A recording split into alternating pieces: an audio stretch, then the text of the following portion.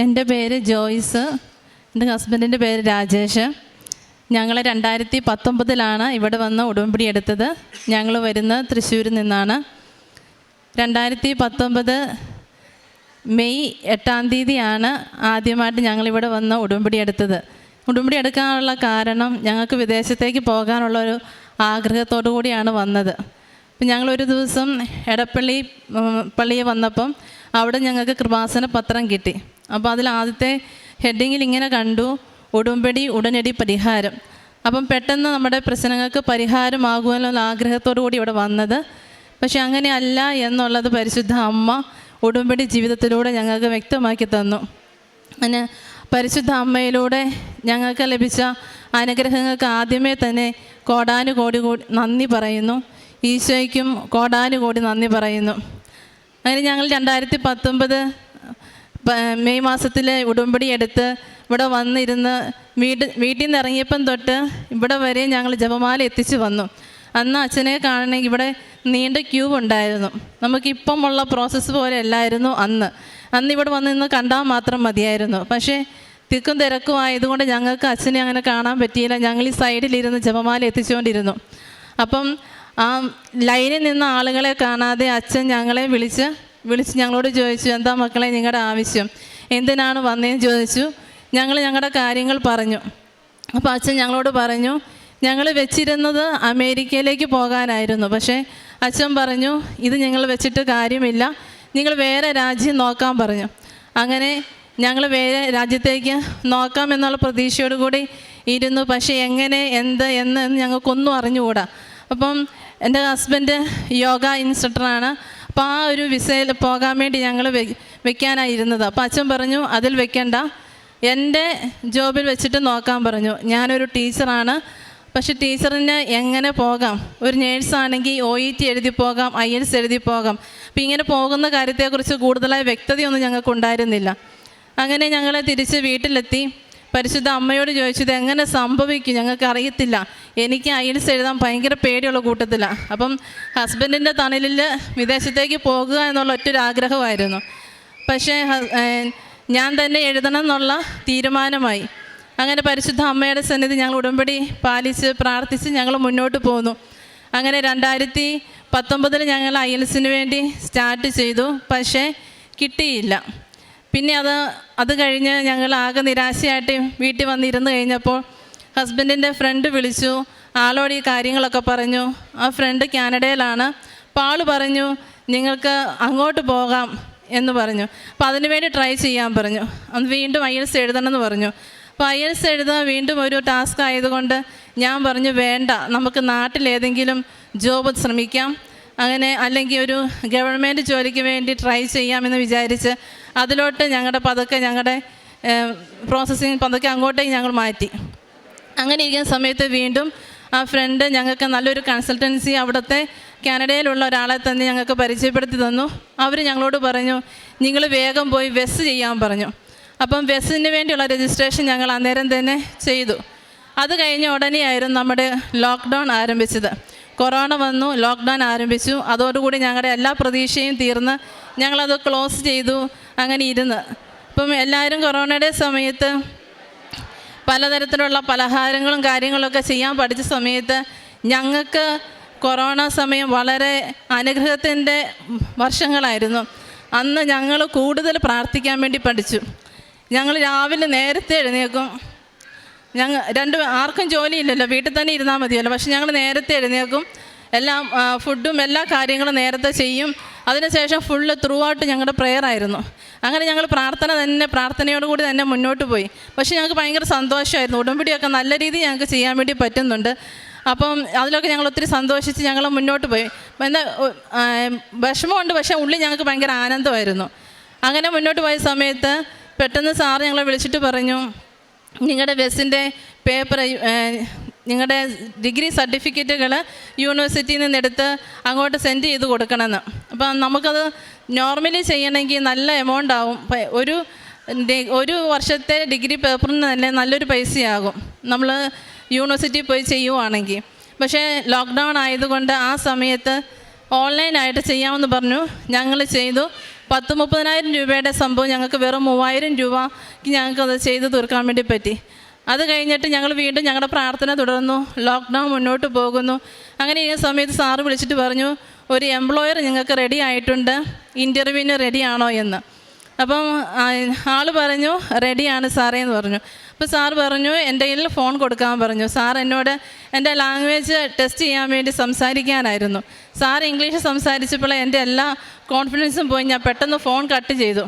അപ്പോൾ എൻ്റെ വീണ്ടും സാറ് വിളിച്ചു, ഇങ്ങനെയാണെങ്കിൽ എങ്ങനെ ആൾ ഇൻ്റർവ്യൂ അറ്റൻഡ് ചെയ്യുമെന്ന് ചോദിച്ചു.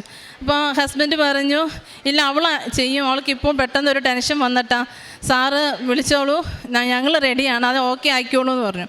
അത് കഴിഞ്ഞ് സാറ് പറഞ്ഞു, അങ്ങനെയാണെങ്കിൽ നാളെ നിങ്ങൾ റെഡി ആവണം, നാളെ അല്ലെങ്കിൽ നാളെ അത് കഴിഞ്ഞിട്ടുള്ള ദിവസം ഇൻ്റർവ്യൂവിന് വിളിക്കും. അരമണിക്കൂറാണ്, 15 മിനിറ്റ് ഓഡിയോയും 15 മിനിറ്റ് വീഡിയോ കോളിലുമാണ് ഇൻ്റർവ്യൂ നടക്കുന്നതെന്ന് പറഞ്ഞു. അങ്ങനെ ഞങ്ങൾ അതിനുവേണ്ടി ഒരുക്കങ്ങൾ ആരംഭിച്ചു. പക്ഷേ എനിക്ക് എന്തോ ഒരു ഭയങ്കര ശക്തി എനിക്ക് തോന്നി. ഞാൻ മാതാവിനോട് ജപമാല എത്തിച്ചും മാതാവിന് പ്രതീക്ഷിക്കുന്ന പ്രാർത്ഥന ചൊല്ലിയും ഒക്കെ പ്രാർത്ഥിച്ചു. ആളും കൂടെ ഭയങ്കര പ്രാർത്ഥനയായിരുന്നു. ടൈമായി. ഞങ്ങൾക്ക് നൈറ്റിലാണ് ഇൻ്റർവ്യൂ പറഞ്ഞിരുന്ന സമയം. ആ സമയത്ത് ഈശോയുടെയും കൃപാസനമ്മയുടെ മുമ്പിൽ ആൾ സാഷ്ടാംഗം വീണ് പ്രാർത്ഥിച്ചു. ഇൻ്റർവ്യൂ സ്റ്റാർട്ട് ചെയ്തു. അരമണിക്കൂറിൻ്റെ ഓഡിയോയും 15 മിനിറ്റ് ഓഡിയോ 15 മിനിറ്റ് വീഡിയോ. അതങ്ങനെയല്ലായിരുന്നു, 1 മണിക്കൂർ വീഡിയോ ആയിരുന്നു. ആ 1 മണിക്കൂർ വീഡിയോയിൽ ഞങ്ങൾ കുറേ നേരം സംസാരിച്ചു. അങ്ങനെ ഫോർമലായിട്ടുള്ളതല്ലായിരുന്നു, ഇൻഫോർമലായിട്ട് തന്നെ കുറേ സംസാരിച്ച് കഴിഞ്ഞപ്പോൾ അവസാനം അവർ പറഞ്ഞു, നിന്നെ പ്രൊസീഡ് ചെയ്തിരിക്കുന്നു, സെലക്ട് ചെയ്തിരിക്കുന്നു, മുന്നോട്ട് പോകാമെന്ന് പറഞ്ഞു. അപ്പം ഞങ്ങളുടെ വേണ്ടി ചെയ്യുന്ന സാറിനും എല്ലാവർക്കും ഭയങ്കര സന്തോഷമായി, ഞങ്ങൾക്കും സന്തോഷമായി. പക്ഷേ ആ ജോബ് കുറച്ച് ടഫ് ഉള്ളതായിരുന്നു. അപ്പം എൻ്റെ മനസ്സിലിങ്ങനെ ഉണ്ടായിരുന്നു, എൻ്റെ മാതാവേ ഇതെനിക്ക് ഒരുപാട് ജോലി ചെയ്യേണ്ടി വരുമല്ലോ, അപ്പം ഞാൻ കുറേ ടെൻഷൻ അടിക്കേണ്ടി വരും. ഇതെനിക്ക് ഇല്ലെങ്കിലും കുഴപ്പമില്ല, വേറെ ജോലിയായിരുന്നു കുഴപ്പമില്ലായിരുന്നു, എന്നാലും കുഴപ്പമില്ല, ഞങ്ങളുടെ ആഗ്രഹമല്ലേ, ഞാൻ അതിന് മുന്നോട്ട് പോകാമെന്നൊക്കെ വിചാരിച്ച് അങ്ങനെ ഇരുന്നു. വീണ്ടും IELTS എക്സാം എഴുതാൻ പറഞ്ഞു. അങ്ങനെ IELTS എക്സാം എഴുതാൻ വേണ്ടി പോയി. അത് വീണ്ടും പോകുന്ന സമയത്ത് ഞാൻ ഈ എക്സാം എഴുതി കഴിഞ്ഞ് വരും. റിസൾട്ടിൻ്റെ വരുന്ന തലേ ദിവസം ഞാൻ മാതാവിനോട് പ്രാർത്ഥിക്കും, എൻ്റെ മാതാവേ എനിക്ക് ടെൻഷൻ അടിച്ചിട്ട് വയ്യ, എൻ്റെ റിസൾട്ട് എങ്ങനെയാണ് നീ എന്ന് പറഞ്ഞു തരാമോ എന്ന് ചോദിക്കും. രാവിലെ നേരം വെളുക്കാറാകുമ്പോൾ എനിക്ക് സ്വപ്നത്തിൽ അമ്മ വന്നിട്ട് ഇങ്ങനെ പറഞ്ഞു, നീ ഈ പരീക്ഷയ്ക്ക് പോയി, നിനക്ക് ഇല്ല, റീഡിങ്ങിന് സ്കോർ ഇല്ല.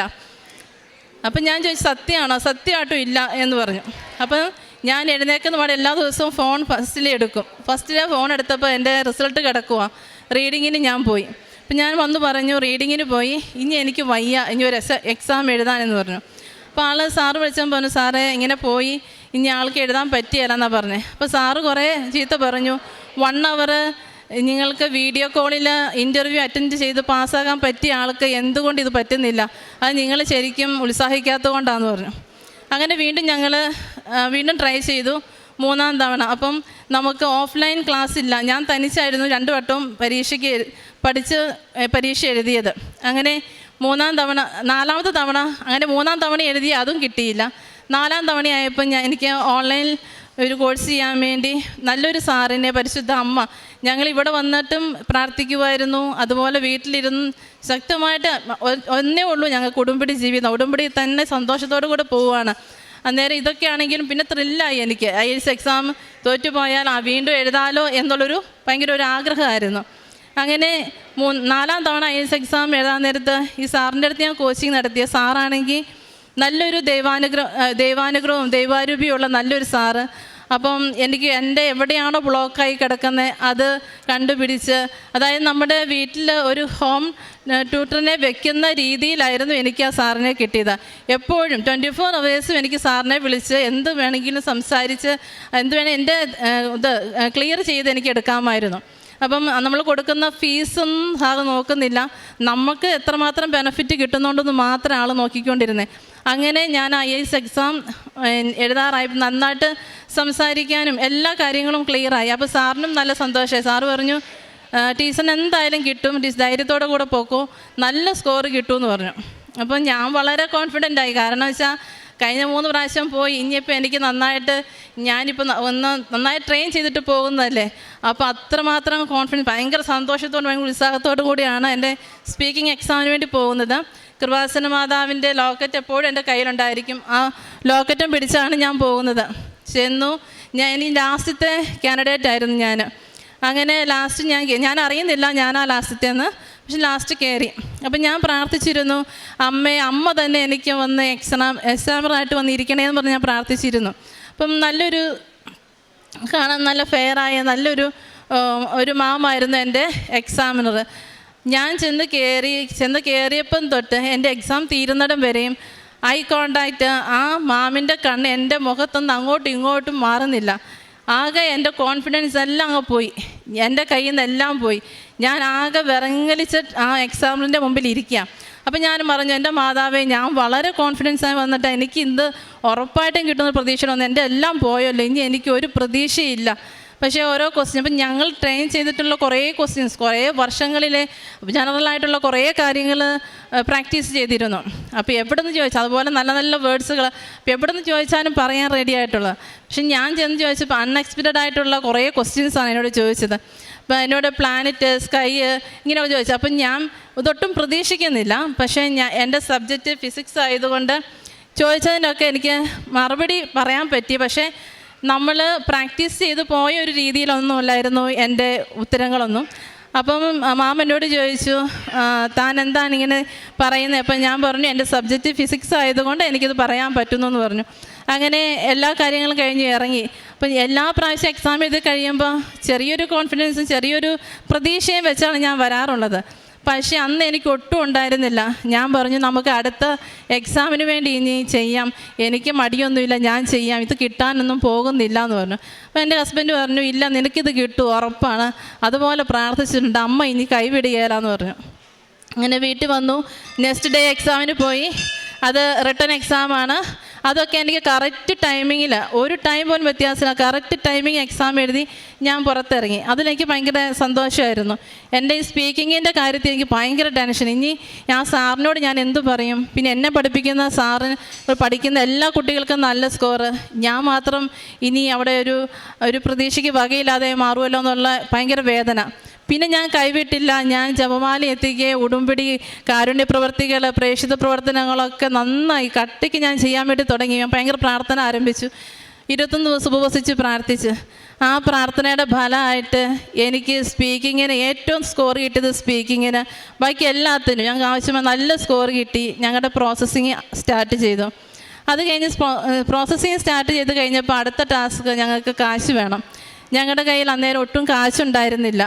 വെറും 250 രൂപയെ ഞങ്ങളുടെ കയ്യിൽ ഉണ്ടായിരുന്നുള്ളൂ. അപ്പോൾ ആൾ പറഞ്ഞു, ഈ പരിപാടിക്ക് നിൽക്കണ്ട, നമുക്ക് സ്റ്റോപ്പ് ചെയ്യാമെന്ന് പറഞ്ഞു. ഞാൻ പറഞ്ഞു, ഇല്ല, ഇത്ര എത്തിച്ച അമ്മ ബാക്കി കാര്യങ്ങൾ ചെയ്തോളൂ.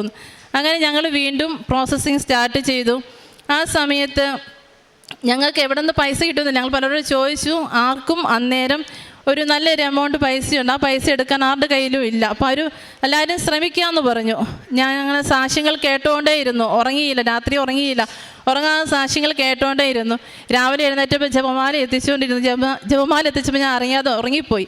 ആ ഉറങ്ങിപ്പോയ സമയത്ത് ഒരു വലിയൊരു വളവിൽ കൂടെ ഒരു ജീപ്പ് പോകുന്നുണ്ട്. ആ ജീപ്പിൻ്റെ മുമ്പിൽ ഒരു പച്ചക്കൊടി. അപ്പോൾ എനിക്ക് ഉറപ്പായി ഈ കാര്യം പരിശുദ്ധ അമ്മ ഏറ്റെടുത്തൊരു കാര്യമാണ്, ഇതിൽ നിന്നും പേടിക്കേണ്ടതാണ്. ഞാൻ പറഞ്ഞു, എൻ്റെ ഈശോയെ, അങ്ങനെ എനിക്ക് ഉറപ്പായിട്ടൊരു വചനം തായോ എന്ന് പറഞ്ഞു. വചനം എടുത്തപ്പോൾ ഈശോ എനിക്കൊന്ന് വചനം, ഏശയ്യ 55-ാം അധ്യായം 11 മുതൽ 13 വരെയുള്ള തിരുവചനങ്ങളാണ്.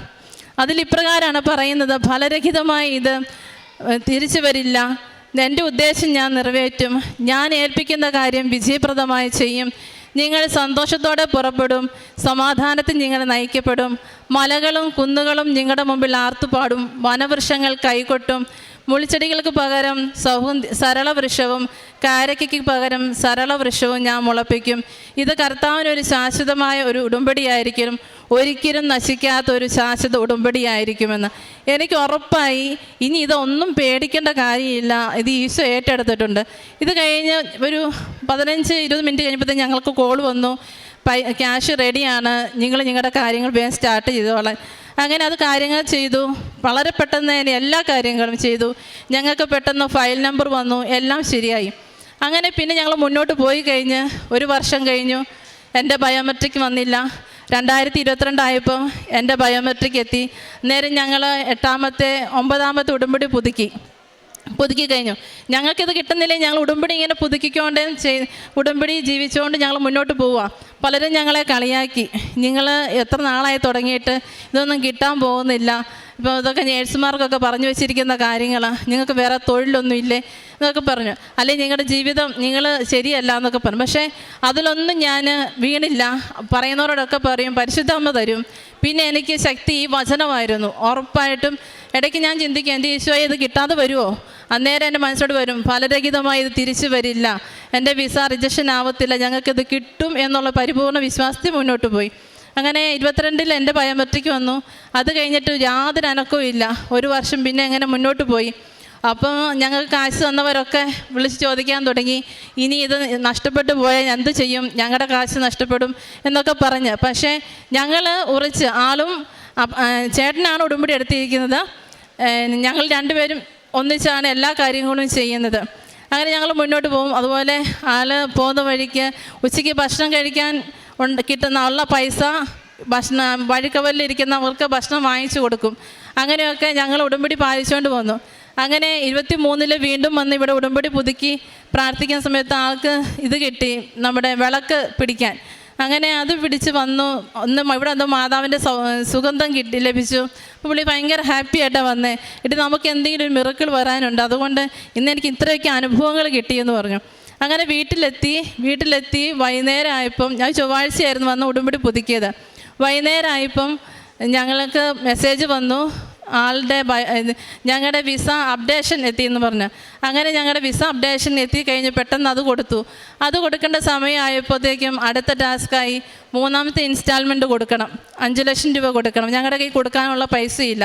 അപ്പം ഞങ്ങൾ ഈ പൈസയ്ക്ക് വേണ്ടി കുറേ അധ്വാനിക്കുന്നുണ്ടായിരുന്നു, പക്ഷേ ഒരു പൈസ ഞങ്ങളുടെ കയ്യിൽ എത്തുന്നുണ്ടായിരുന്നില്ല. അങ്ങനെ അപ്പോൾ എന്ത് ചെയ്യും? അന്നേരം ഞങ്ങൾ ഇങ്ങനെ 3 ദിവസം ഉപവസിച്ച് പ്രാർത്ഥിച്ചു. ഞങ്ങളുടെ ഫയലുകളെല്ലാം സബ്മിറ്റ് അവർക്ക് കൊടുത്തു. ഏജൻസി അവർക്ക് സബ്മിറ്റ് ചെയ്യണമെങ്കിൽ ഞങ്ങൾ കാശ് കൊടുക്കണം. അപ്പം ഞങ്ങൾക്ക് ഇത് അവർ കൊടുത്തോ ഇല്ലയോ എന്നൊന്നും അവരുടെ ഇൻഫർമേഷൻ കിട്ടുന്നില്ല. ഞങ്ങൾ വിളിച്ചിട്ട് അവർ ഫോൺ എടുക്കുന്നില്ല, മെസ്സേജ് ഇട്ടിട്ട് അതിന് റിപ്ലൈ ഇല്ല. അപ്പം ഞങ്ങൾ 3 ദിവസം കംപ്ലീറ്റ്, ആൾ ജോലിക്ക് പോയില്ല, ഞങ്ങൾ രണ്ടുപേരും വീട്ടിലിരുന്ന് കംപ്ലീറ്റ് ഫുൾ ടൈം ഇരുന്ന് ഉപവസിച്ച് പ്രാർത്ഥിച്ചു. 3-ാം ദിവസം ഉപവാസം കഴിഞ്ഞ് ഞങ്ങളുടെ പ്രാർത്ഥന, ഞങ്ങൾ കുർബാന അർപ്പണം കഴിഞ്ഞ് വന്ന് വീട്ടിലെത്തി കഴിഞ്ഞപ്പം സാറിനെ വിളിച്ചപ്പം സാറിന് ഫോൺ എടുക്കാൻ പറ്റില്ല, സാർ ബിസി ആയിരുന്നു. സാർ ഞങ്ങൾക്ക് മെസ്സേജ് ഇട്ടു, ഞാൻ നിങ്ങളുടെ ഫയലുകളെല്ലാം സബ്മിറ്റ് ചെയ്തിട്ടുണ്ട്, ടെൻഷൻ ആവണ്ടെന്നും പറഞ്ഞു. അത് കഴിഞ്ഞപ്പം ഞാൻ ഫോൺ എടുത്ത് നോക്കിയപ്പം ഞങ്ങൾക്ക് കാശ് തരാനില്ല എന്നുള്ളത് മെസ്സേജ് ഇട്ടിരുന്നു, വോയിസ് ക്ലിപ്പ് ഇട്ടിരുന്നു. ബാക്കി ഞാനിട്ട എല്ലാ വോയിസ് ക്ലിപ്പും സാറ് കേട്ട്, ഈ വോയിസ് ക്ലിപ്പ് മാത്രം സാറ് കേട്ടില്ല.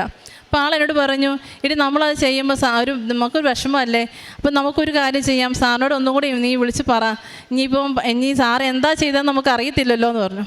അപ്പം ഞാൻ പറഞ്ഞു, വിളിച്ച് പറയണ്ട, സാർ സബ്മിറ്റ് ചെയ്തതല്ലേ എന്ന് പറഞ്ഞു. അപ്പം നമുക്കെന്നാൽ ഈശോയോട് ചോദിച്ചു നോക്കാം, ഇത് എന്താ ദൈവമേ നീ എന്താ പറയുന്നതെന്ന്. അങ്ങനെ ഞങ്ങൾ വചനം എടുത്തു. ജെറേമിയ 43:10 ഞങ്ങൾക്ക് കിട്ടി. അതിങ്ങനെയായിരുന്നു, ഞാൻ ഒളിപ്പിച്ച് വെച്ച ആ കല്ലുകളിൽ ഞാൻ എൻ്റെ സ്വർഗീയ സിംഹാസനം പണിയും, അത് രാജകീയമായ വിധാനമായിട്ട് ഒരുക്കുമെന്ന്. അപ്പം ഞങ്ങൾക്ക് ഉറപ്പായി ഇത് ഈശോ ഞങ്ങൾക്ക് വേണ്ടി ഒളിപ്പിച്ച് വെച്ച് കഴിഞ്ഞ് പറയണ്ട ഈ കാര്യമെന്ന്. ഞങ്ങൾ പിന്നെ ഇൻഫോം ചെയ്യാൻ പോയില്ല, ഞങ്ങളുടെ കാര്യം മുന്നോട്ട് പോയി. അത് കഴിഞ്ഞ് പിന്നത്തെ മാസം വന്ന് ഇവിടെ വന്ന് ഉടമ്പടി പത്രം മേടിക്കുക, പത്രം വിതരണം ചെയ്ത് കഴിഞ്ഞ ഉടനെ ആളുടെ ബയോമെട്രിക് വന്നു. അങ്ങനെ അത് കഴിഞ്ഞ് മുന്നോട്ട് പോയി. 2 മാസം കഴിഞ്ഞിട്ടും ഞങ്ങളുടെ മെഡിക്കൽ വരുന്നില്ല, വിസ വരുന്നില്ല. അപ്പോഴത്തേക്കും ഞങ്ങൾക്ക് പൈസ തന്നവർ വീണ്ടും നമ്മളോട് ഇങ്ങനെ പറഞ്ഞു. അപ്പോൾ എല്ലാവർക്കും ടെൻഷനായി, വീട്ടുകാർക്ക് ടെൻഷനായി, ഞങ്ങൾക്ക് ടെൻഷൻ അല്ല. അപ്പം ഞാൻ പറഞ്ഞു, ചേട്ടാ വിഷമിക്കണ്ട, സഹനങ്ങൾ വരുമ്പോൾ പ്രതീക്ഷിച്ചാൽ നമുക്ക് ഉറപ്പാണ്, നമുക്കിത് കിട്ടിയിരിക്കും എന്നുള്ള കാര്യത്തിൽ ഷുവറാണ്. അപ്പം നമുക്ക് എത്താറായിട്ടുണ്ട്, അതുകൊണ്ട് സന്തോഷത്തോടെ ഈ സഹനത്തെ സ്വീകരിച്ചോളാൻ പറഞ്ഞു. അങ്ങനെ ഞങ്ങൾ ഇങ്ങനെ ഇരിക്കുമ്പോൾ തന്നെ അന്ന് ഭയങ്കര ടെൻഷൻ അടിച്ചായിരിക്കും ആൾ. പിറ്റേ ദിവസം രാവിലെ ഞങ്ങൾക്ക് മെസ്സേജ് എത്തി, ഞങ്ങൾ 2 പേരുടെ മെഡിക്കൽ വന്നു. മെഡിക്കലിന് ഞങ്ങൾ പോയി. മെഡിക്കലിന് പോയപ്പം എനിക്കൊരു ചെസ്റ്റ് പെയിൻ ഉണ്ടായിരുന്നു. അപ്പം ഞാൻ മാതാവിൻ്റെ തൈലമൊക്കെ പൂശിയാണ് ചെന്നത്. അവിടെ ചെന്ന് കഴിഞ്ഞപ്പം എനിക്ക് എല്ലാവരും കയറി ഇതൊക്കെ ചെയ്തു,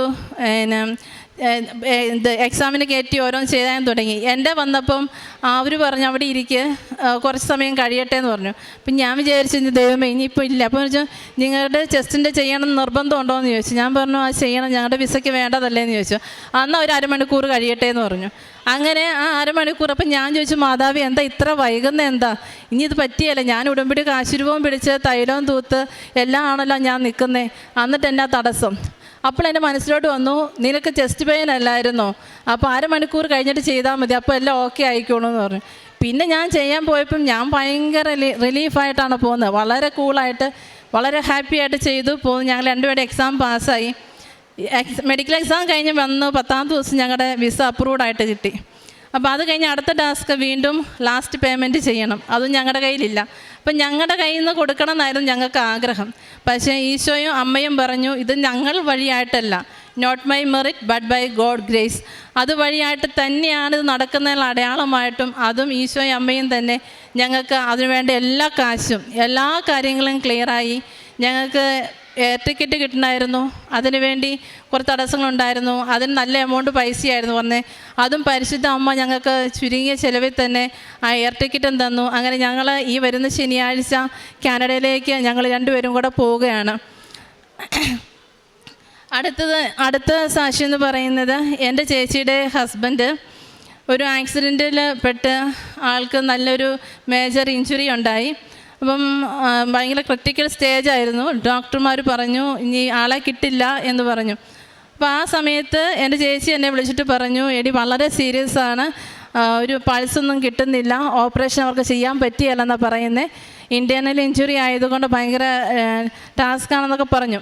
ആ സമയം തന്നെ ചേട്ടൻ ഇങ്ങോട്ട് വിളിച്ചു പറഞ്ഞു, കൃപാസനത്തിലേക്ക് വിളിച്ചു പറഞ്ഞു. അവർ പറഞ്ഞു ഞങ്ങൾ പ്രാർത്ഥിച്ചോളാം, ടെൻഷൻ അടിക്കേണ്ടെന്ന്. ആ നിമിഷം തന്നെ ഞങ്ങൾ അവിടെ നിന്ന് പ്രാർത്ഥിച്ചു. കാശുരൂപത്തെ പിടിച്ച് പറഞ്ഞു, അമ്മേ ഞങ്ങളിവിടെ ഒന്ന് സാക്ഷ്യപ്പെടുത്തിക്കോളാമെന്ന്. ആ നിമിഷം തന്നെ ആൾക്ക് പൾസ് തിരിച്ച് കയറ്റി. അന്നേരം തന്നെ ഓപ്പറേഷന് കയറ്റി. ഓപ്പറേഷൻ വിജയിച്ചു. പക്ഷേ ആളുടെ 2 ഷോൾഡറിൻ്റെ എല്ലുകൾ പൊട്ടിയിട്ടുണ്ടായിരുന്നു. ഒന്ന് പൊട്ടി മേലോട്ട് കയറിപ്പോയി, ഒന്ന് പൊട്ടി താഴോട്ട് ഇറങ്ങി. അത് 3 മാസം കഴിയാതെ ഓപ്പറേഷൻ ചെയ്യാൻ പറ്റിയല്ലാന്ന് ഡോക്ടർ പറഞ്ഞു. അപ്പോൾ ആൾക്ക് ഭയങ്കര പെയിനാണ്.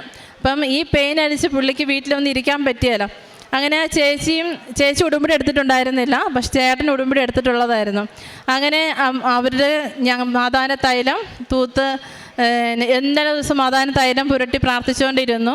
6 മാസം ബെഡറിനായിട്ട് ആകുമെന്ന് വന്ന ഡോക്ടർ പറഞ്ഞിരുന്നു. അങ്ങനെ അത് 1 മാസം, അതായത് വന്ന് 2 ആഴ്ച കഴിഞ്ഞപ്പോൾ തന്നെ ആൾ എഴുന്നേറ്റിരുന്ന് ആദ്യത്തെ ചെക്കപ്പിന് ഹോസ്പിറ്റലിൽ പോകാൻ ഇപ്പം ആൾ സാധാരണ നമ്മുടെ വണ്ടിക്ക് തന്നെ ഹോസ്പിറ്റലിൽ പോയി. അങ്ങനെ 6 മാസം എന്ന് പറഞ്ഞത് 2ാമത്തെ മാസം ആയപ്പോൾ ആൾ ഓക്കെ ആയി. പിന്നെ ചെന്നത് കഴിഞ്ഞപ്പോൾ 2 ഷോൾഡറിൻ്റെ എല്ലുകളും ക്ലിയറായി, ഓപ്പറേഷൻ വേണ്ട, ഒരു കുഴപ്പമില്ല എന്ന് ഡോക്ടർ പറഞ്ഞു. 3-ാം മാസം കഴിഞ്ഞപ്പോൾ തന്നെ ആൾ പതുക്കെ ജോലികൾ ചെയ്യാൻ വേണ്ടി തുടങ്ങി. ഇപ്പോൾ ആൾ റെഗുലറായിട്ട് ജോലിക്ക് പോകാൻ തുടങ്ങി. അങ്ങനെ പരിശുദ്ധ അമ്മ നൽകിയ വലിയ അനുഗ്രഹത്തിന് നന്ദി പറയുന്നു. അതുപോലെ തന്നെ ചേട്ടൻ്റെ പെങ്ങളുടെ ഒരു സ്ഥലവിൽപ്പന ഉണ്ടായിരുന്നു, വർഷങ്ങളായിട്ട് നോക്കിയിരുന്നതാണ്.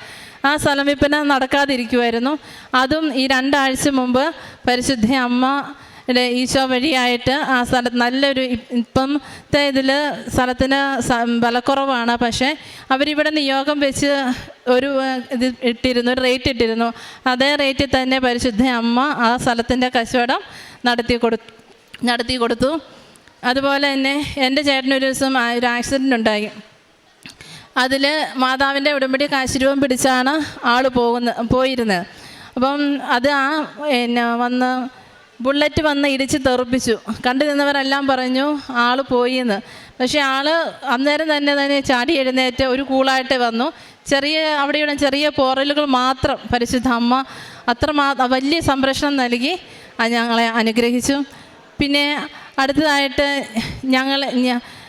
ഞങ്ങൾ അതുപോലെ തന്നെ എൻ്റെ അമ്മയ്ക്ക് ഇച്ചിരി പ്രായമുണ്ട്. അപ്പം പ്രായത്തിൻ്റേതായ കുറച്ച് ബുദ്ധിമുട്ടുകളുണ്ട്.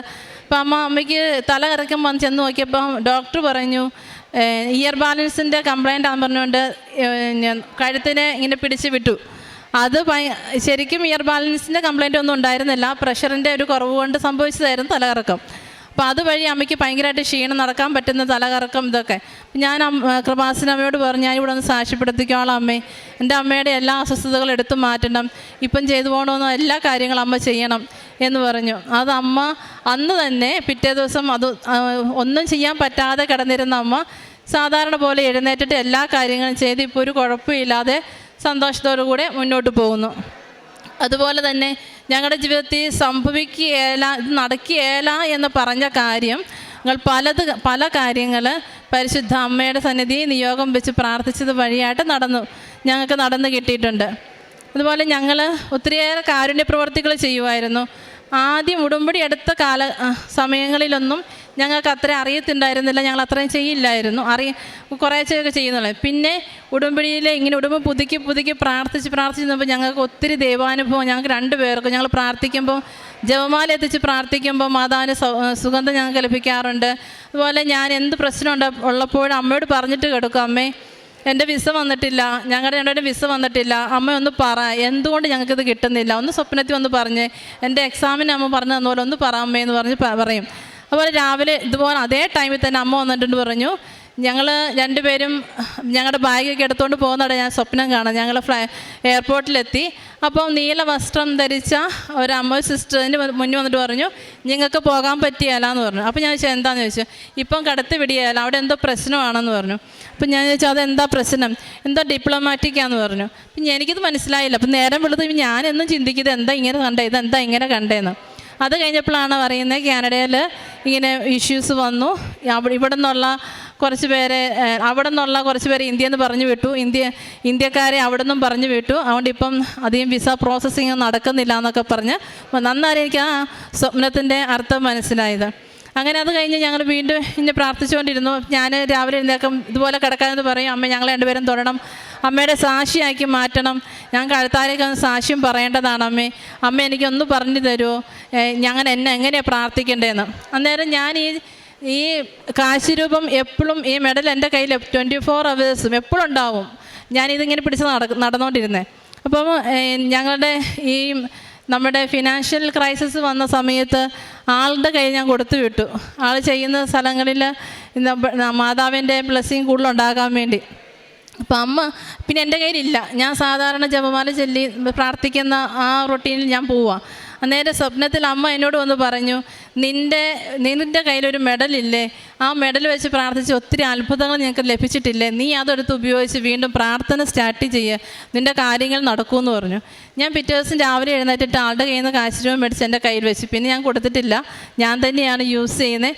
അന്ന് മുതൽ ഞങ്ങളുടെ എല്ലാ തടസ്സങ്ങളും, പല തടസ്സങ്ങളുണ്ടായിരുന്നു, മെയിനായിട്ട് ഞങ്ങൾക്കുണ്ടായിരുന്ന വിസയുടെ തടസ്സങ്ങൾ, അങ്ങനെ എല്ലാ തടസ്സങ്ങളൊക്കെ അന്നോട്ട് മാറാൻ തുടങ്ങി.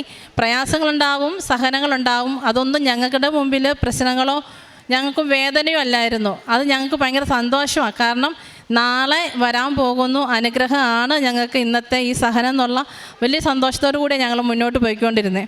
അതുപോലെ ഞങ്ങൾ ഒത്തിരിയേറെ കാരുണ്യപ്രവൃത്തി ചെയ്യുമായിരുന്നു. ഞങ്ങൾ ഈ വഴിയരികിലുള്ള മക്കൾക്കാണ് അവർക്ക് ഭക്ഷണവും വെള്ളമൊക്കെ ഞങ്ങൾ വാങ്ങിച്ചു കൊടുക്കും. ഇപ്പോൾ രാവിലെ കാണുന്നെങ്കിൽ രാവിലത്തെ കാപ്പി വാങ്ങിച്ചു കൊടുക്കും, ഉച്ചയ്ക്ക് കാണുന്ന ഉച്ചയ്ക്ക് ഭക്ഷണം വാങ്ങിച്ചു കൊടുക്കും, വൈകുന്നേരമാണെങ്കിൽ വൈകുന്നേരത്തെ കാപ്പി വാങ്ങിച്ചു കൊടുക്കും. അതുപോലെ അനാഥാലയങ്ങളിൽ ഞങ്ങൾക്ക് ഒഴിവിട്ടുന്ന സമയങ്ങളിൽ പോയി രോഗികളെ കുളിപ്പിക്കുകയും അവരോടടുത്ത് വർത്തമാനം പറയുകയും ഒക്കെ ഞങ്ങൾ ചെയ്യും. അതുപോലെ രോഗി സന്ദർശനമുണ്ട്. ആൾ പുറത്ത് പോകുമ്പോൾ ജോലി മാറ്റി വെച്ചിട്ട് തന്നെ രോഗികളെ കാണാൻ പോകും. ഇപ്പം ആശുപത്രികളിലൊന്നും ആദ്യം കയറ്റുന്ന പോലെ ഇപ്പം നമ്മളെ കയറ്റില്ല. പക്ഷേ ആൾ ഗേറ്റിനെങ്കിൽ പോയി നിൽക്കും. ഗേറ്റിനെങ്കിൽ പോയി നിന്നിട്ട് അവരോട് ഒരു അരമണിക്കൂർ 3/4 മണിക്കൂർ വചനം തന്നെ സംസാരിക്കും. അവർക്ക് ഇഷ്ടപ്പെട്ടാലും ഇഷ്ടപ്പെട്ടില്ലെങ്കിലും അവരോട് സംസാരിച്ചുകൊണ്ടേ ഇരിക്കും. അതിൽ ചില പ്രായമുള്ള അപ്പച്ചന്മാർ കാണും, അവരെ കൊണ്ടുപോയി ഹോട്ടലിൽ കൊണ്ടുപോയി ഭക്ഷണം വാങ്ങിച്ചു കൊടുക്കും, കാശില്ലാത്തവർക്ക് പൈസ കൊടുക്കും. അങ്ങനെയൊക്കെ അതൊക്കെ ചെയ്യാൻ തുടങ്ങിയപ്പോഴാണ് ആളുടെ ബയോമെട്രിക്കിൻ്റെ തടസ്സങ്ങൾ മാറി ഞങ്ങൾക്ക് കൈ കിട്ടാൻ തുടങ്ങിയത്. അതുപോലെ തന്നെ പത്രം നമ്മൾ കിട്ടുന്ന 3 മാസത്തെ പത്രമല്ല, അല്ലാതെ തന്നെ മാസത്തിൽ വരും. എന്ത് പ്രശ്നം സ്റ്റാർട്ട് ചെയ്യുന്നു അന്ന് പിറ്റേ ദിവസം ഇവിടെ രാവിലെ എത്തും പത്രം വാങ്ങുക. ഞങ്ങൾ പത്രം വിതരണം ചെയ്യുമ്പോൾ മാതാവിൻ്റെ തൈലം പൂശും, അതുപോലെ മാതാവിൻ്റെ ഉടമ്പടി ഉപ്പും അതിലിടും. ഇട്ടിട്ട് ഞങ്ങൾ അന്നത്തെ വിശുദ്ധ ബലി അർപ്പിക്കുമ്പോൾ ഞങ്ങൾ കൊടുക്കാൻ പോകുന്ന ഓരോരുത്തരെയും മനസ്സിൽ ധ്യാനിക്കും, പറഞ്ഞ് അവർക്ക് വേണ്ടി പ്രാർത്ഥിക്കും. ആരാന്നറിയില്ല, ഈശോ ഇത് മേടിക്കുന്ന മക്കളെ നീ അനുഗ്രഹിക്കണം, അവരെ ഈശോയുടെ സാക്ഷികളാക്കി മാറ്റണേ എന്ന് പറയും. അങ്ങനെ ഞങ്ങൾ ഉടമ്പടി ഞങ്ങൾ 2 പേരും കൂടെ പോയി ഉടമ്പടി പത്രങ്ങൾ കൊടുക്കും. പിന്നെ ഓട്ടോ സ്റ്റാൻഡിൽ പോയി അവർക്ക് ഉടമ്പടി പത്രങ്ങൾ ഈ കൃപാസന പത്രം ഞങ്ങൾ വിതരണം ചെയ്യും. പിന്നെ മാതാവിൻ്റെ തൈലം പൂശി ഒത്തിരിയേറെ അനുഗ്രഹങ്ങൾ ഞങ്ങൾക്ക് ലഭിച്ചിട്ടുണ്ട്.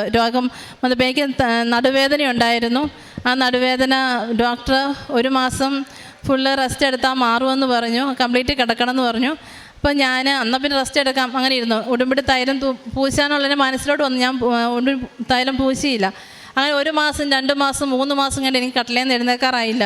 അതുപോലെ നടുവേദനയായിരുന്നു. അന്നേരം ഞാൻ പരിശുദ്ധ മാതാവിൻ്റെ ഈ കൃപാസന നൊവേന ചൊല്ലി പ്രാർത്ഥിക്കാൻ തുടങ്ങി. ആ നൊവേന ചൊല്ലി പ്രാർത്ഥിച്ച് കഴിഞ്ഞ് തൈലം തൂത്ത് പ്രാർത്ഥിച്ചതിന് ശേഷം എനിക്ക് സൗഖ്യം കിട്ടി. അന്ന് അച്ഛൻ ഇങ്ങനെ ധ്യാനത്തിൽ, ഉടമ്പടി ധ്യാനത്തിൽ ഇങ്ങനെ പറഞ്ഞു, ഇങ്ങനെ ഒരാൾക്ക് അധികം പ്രായമില്ല, പക്ഷെ നടുവേദനയായിട്ട് കസേരയിൽ ഇരുന്നാണ് അവർ കുളിക്കുന്നത്, അവർ ഈശോ ഈ നിമിഷം സൗഖ്യപ്പെടുത്തുന്നുണ്ടെന്ന്. അതിന് ശേഷം തൊട്ട് എനിക്ക് നടുവേദന ഉണ്ടായിട്ടില്ല. ഞാൻ പിന്നെ എൻ്റെ എല്ലാ കാര്യങ്ങളും എല്ലാ പണികളും കുനിഞ്ഞും നിവർന്നുമുള്ള എല്ലാ പണികളും എനിക്ക് ചെയ്യാൻ പറ്റുന്നുണ്ട്. ഇപ്പം ഞാൻ ചെയ്തുകൊണ്ടായിരിക്കുന്നത്. ഇത്രയേറെ അനുഗ്രഹങ്ങൾ ചെയ്തു തന്ന ഞങ്ങളുടെ ഈശോയ്ക്കും പരിശുദ്ധ അമ്മയ്ക്കും കോടാനുകോടി നന്ദി പറയുന്നു. അതുപോലെ തന്നെ ഞങ്ങൾക്കിവിടെ വന്നിട്ട് ജോസഫ് അച്ഛനെ ഒത്തിരിയേറെ പ്രാവശ്യം കാണാൻ പറ്റിയിട്ടുണ്ട്. അപ്പോൾ ജോസഫ് അച്ഛൻ ഞങ്ങളോട് പറഞ്ഞു, അപ്പം ഞങ്ങൾക്ക് കല്യാണം കഴിഞ്ഞ സമയമായിരുന്നു. അന്നേരം ഞങ്ങൾ ഈ കുഞ്ഞുങ്ങളുടെ കാര്യം പറഞ്ഞിരുന്നു. അപ്പം പറഞ്ഞു, മക്കളെ നിങ്ങൾക്ക് ആദ്യം ജോലി ലഭിക്കും, ജോലി ലഭിച്ചതിന് ശേഷം നിങ്ങൾ കുഞ്ഞുങ്ങളെ നൽകുമെന്ന്. അപ്പോൾ അച്ഛൻ പറഞ്ഞ പോലെ തന്നെ ഞങ്ങൾക്ക് ഈ വിസയുടെ കാര്യം പറയുമ്പോൾ ഞങ്ങളിവിടെ വന്ന് അച്ഛനോട് പറയും, അച്ഛൻ അത് എത്തിയിട്ടില്ല എന്ന്. അപ്പോൾ അച്ഛൻ പറയും, നിങ്ങൾക്ക് അവിടെ തന്നെയാണ് ദൈവം ഒരുക്കി വെച്ചിരിക്കുന്നത്, നിങ്ങൾ പോകും, അത് കഴിഞ്ഞ് നിങ്ങളിവിടെ വന്ന് സാക്ഷ്യം പറയണം, നിങ്ങൾക്ക് മക്കളെയും തരുമെന്ന്. അപ്പം പരിശുദ്ധ അമ്മ ഇനി ഞങ്ങൾക്ക് പരിശുദ്ധ അമ്മയുടെ കൈക്ക് എന്ന പൊന്നുണ്ണിയെ തന്നെ ഞങ്ങൾക്ക് നൽകുമെന്നുള്ള പരിപൂർണ്ണ വിശ്വാസത്തോടും ഉറപ്പോടും കൂടി ഞങ്ങൾ പോകുന്ന ഇനിയും ഈ അടുത്താരെ കയറി സാക്ഷ്യം പറയാൻ പരിശുദ്ധ അമ്മ ഞങ്ങളെ അനുഗ്രഹിക്കട്ടെ എന്നും പ്രാർത്ഥിക്കുന്നു. സങ്കീർത്തനം 62:5 നമ്മളിങ്ങനെ വായിക്കുന്നുണ്ട്, ദൈവത്തിൽ മാത്രമാണ് എനിക്ക് ആശ്വാസം, അവിടുന്നാണ് എനിക്ക് പ്രത്യാശ നൽകുന്നത്. പ്രിയമുള്ളവരെ, നമ്മളുടെ മുൻപിൽ ജോയ്സ് എന്ന സഹോദരിയാണ് തൻ്റെ ഉടമ്പടി ജീവിത സാക്ഷ്യം പങ്കുവച്ചത്. വർഷങ്ങളായിട്ട് വിദേശത്തേക്ക് പോകുവാനായിട്ടുള്ള കാര്യങ്ങളുമായിട്ട് നടക്കുകയായിരുന്നു. എന്നിരുന്നാലും ദൈവത്തിൽ പ്രത്യാശ വയ്ക്കുകയും അവിടുന്ന് മാത്രം ആശ്വാസം കണ്ടെത്തുകയും ചെയ്യുമെന്നുള്ള വചനഭാഗത്തിൻ്റെ ഒരു പൂർത്തീകരണം എന്ന നിലയിൽ ഈ സഹോദരങ്ങൾ അവരുടെ ജീവിതത്തിൻ്റെ എല്ലാ അവസ്ഥകളെയും ഏതൊക്കെ തടസ്സം നേരിട്ടാലും ദൈവത്തിൽ മാത്രം ആശ്രയിച്ചുകൊണ്ട് അവിടുന്ന് മാത്രം ആശ്വാസം കണ്ടെത്തിക്കൊണ്ട് പ്രാർത്ഥനയിലും ഉടമ്പടി ജീവിതത്തിൻ്റെ ക്രമീകരണങ്ങളിലുമൊക്കെ ഏർപ്പെടുമ്പോഴാണ് ഈ സഹോദരങ്ങളുടെ ജീവിതത്തിൽ വിശ്വാസത്തിൻ്റെ വലിയ വെളിച്ചമായിട്ട് ഇവരുടെ ജീവിതത്തിൽ ഇവരാഗ്രഹിക്കുന്ന കാര്യങ്ങളൊക്കെ സാധിച്ച് കിട്ടുന്നത്. ഇവരിപ്പോഴും വിശ്വാസത്തോടുകൂടി പറയുകയാണ്, ഇനി ഒരിക്കൽ കൂടി ഈ അൾത്താരയിൽ വന്ന് സാക്ഷ്യം പറയുവാനായിട്ട് പരിശുദ്ധ അമ്മയും ദൈവകുമാരനും ഞങ്ങളെ അനുവദിക്കുമെന്ന്. പ്രിയമുള്ളവരെ, ഈ വിശ്വാസവും ഈ ആഴമായിട്ടുള്ള ബോധ്യവുമാണ് ഓരോ വിശ്വാസിക്കും അവരുടെ ഉടമ്പടി ജീവിതത്തിൽ ഉണ്ടാകേണ്ടത്. എത്രത്തോളം താമസിച്ചാലും ഞങ്ങളുടെ കാര്യങ്ങളിൽ ദൈവം എപ്പോഴും ഉണ്ടാകുമെന്നും ആ കാര്യങ്ങളൊക്കെ നിറവേറ്റപ്പെടുമെന്നുള്ള വലിയ ബോധ്യത്തിലേക്ക് നമ്മൾ കടന്നു വരുമ്പോൾ, ദൈവം പരീക്ഷിക്കുമ്പോൾ ആ പരീക്ഷണങ്ങളെ ദൈവത്തിൽ നിന്നാണ് എന്ന് മനസ്സിലാക്കുവാനായിട്ടുള്ള വലിയ ജ്ഞാനവും ബോധവും ദൈവത്തിൽ നിന്ന് ലഭിക്കുമ്പോഴാണ് വലിയ ബോധ്യങ്ങൾ ഉണ്ടാകുന്നത്. അതുപോലെ തന്നെ വിശ്വാസത്തിൽ കൂടുതൽ നടക്കുവാനായിട്ട് നമുക്ക് സാധിക്കുന്നത്. പ്രിയമുള്ളവരെ, ഈ കുടുംബത്തോടൊപ്പം നമുക്കും ദൈവപിതാവിന് നന്ദി പറയാം. ഈ കുടുംബത്തിന് ദൈവം ചൊരിഞ്ഞ അനുഗ്രഹങ്ങൾക്ക് നമുക്ക് നന്ദി പറയാം. നമുക്ക് ഇരുകരങ്ങളും അടിച്ച് ദൈവനാമത്തെ മഹത്വപ്പെടുത്തി പരിശുദ്ധ അമ്മയ്ക്കും തിരുക്കുമാരനും നന്ദി പറഞ്ഞുകൊണ്ട് ദൈവ തിരുനാമത്തിന് മഹത്വം ഉണ്ടാകട്ടെ. അത്യപൂർവ ദൈവാനുഭവങ്ങൾ ഇനി നിങ്ങൾക്കും സ്വന്തം. ഈ യൂട്യൂബ് ചാനൽ ഇതുവരെ സബ്സ്ക്രൈബ് ചെയ്തിട്ടില്ലെങ്കിൽ ഇപ്പോൾ തന്നെ സബ്സ്ക്രൈബ് ചെയ്യുക. ഈ വീഡിയോ ഇപ്പോൾ തന്നെ നിങ്ങളുടെ സുഹൃത്തുക്കൾക്ക് ഷെയർ ചെയ്തുകൊണ്ട് കർത്താവിൻ്റെ പ്രേക്ഷിതരാകുക.